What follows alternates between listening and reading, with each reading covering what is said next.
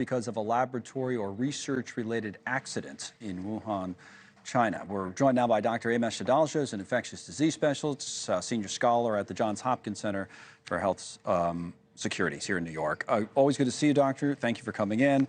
I'd spoken to you throughout COVID about safety measures and everything for people. Now this Republican-led panel comes out and says, well, some of what we were hearing may not have been right. Let me put up the first screen about the origins. This is from the House Select Subcommittee.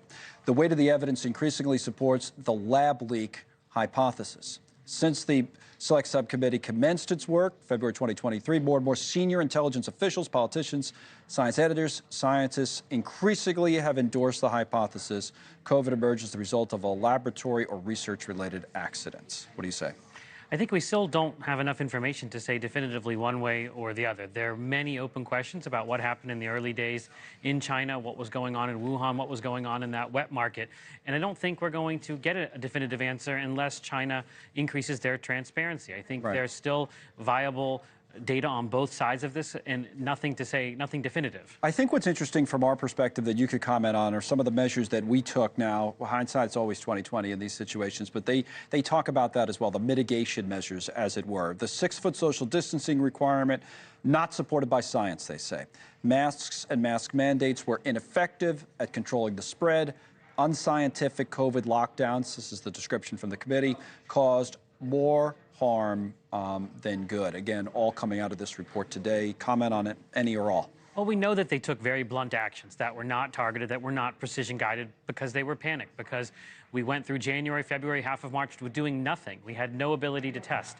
And governors got nervous and started to initiate these types of blanket requirements and recommendations, which probably do have this kind of cost-benefit analysis that needed to be done at the time. And many of us argued for a more nuanced harm reduction way to do this, but it was very difficult in kind of the fog of war to do it. And nuance wasn't something that they were looking for. A lot of the policymakers wanted one-size-fits-all solutions. And we knew that there was going to be cascades and consequences to those.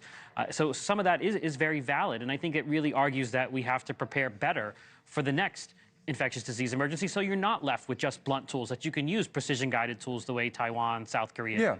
Yeah, you want to learn lessons, obviously, from anything that you go through, especially something like this, so that if, God forbid, something like this happens again, you're more ready for it in the future.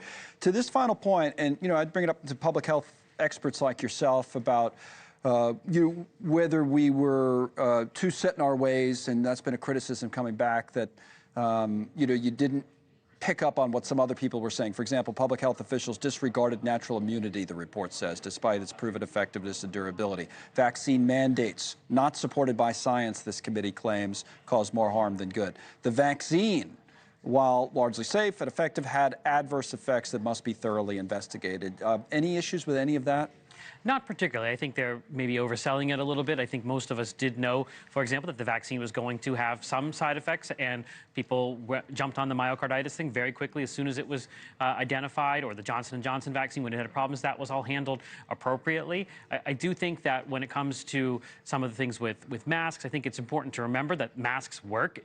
Mask mandates might not work, because then you might have a negative backlash to them and people don't wear them or don't wear them appropriately. And the same is true with vaccines, that they are extremely effective at preventing severe disease, hospitalization, and death. But when you make it a requirement, the way they tried to do, for example, in New York City, that's going to cause a backlash, and people aren't going to want to get the vaccine. So it's much better to deal with recommendations than requirements. Well, it's funny, we're different businesses. Our business is talking about things and communicating to people about the news or whatever's going on. Do you ever rethink, not just you personally, but just the medical community, that maybe we could have done a better job as a group of making it clear we didn't kind of know what was going on?